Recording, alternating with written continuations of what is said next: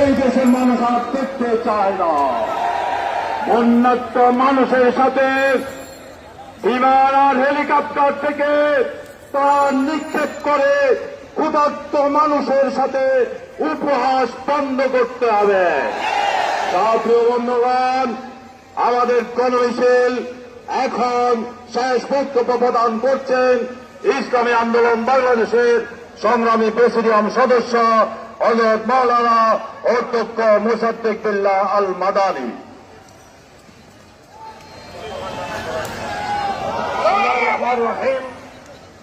আজকের এই গণমিছিল ভারতের পানি আগ্রাসনের বিরুদ্ধে। আজকের এই গণমিছিল শিক্ষা কার্যক্রম থেকে ধর্মীয় শিক্ষা সংকোচনের বিরুদ্ধে। আজকের এই গণমিছিল দ্রব্যমূল্য সহ সন্ত্রাস, দুর্নীতি, চুরি, ডাকাতি, ভোট রাতের অন্ধকারে ডাকাতি করার বিরুদ্ধে। আজকের এই গণমিছিল আমাদের পুরানো দফা আমির কর্তৃক ঘোষিত তার বাস্তবায়নের জন্য এই গণমিছিল।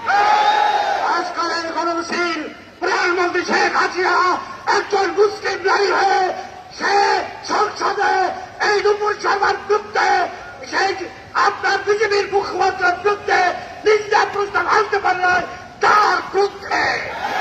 আজকের গণমিছিল 2023-এ এটিএম এর মাধ্যমে ভোট চুরি করার ষড়যন্ত্রের বিরুদ্ধে।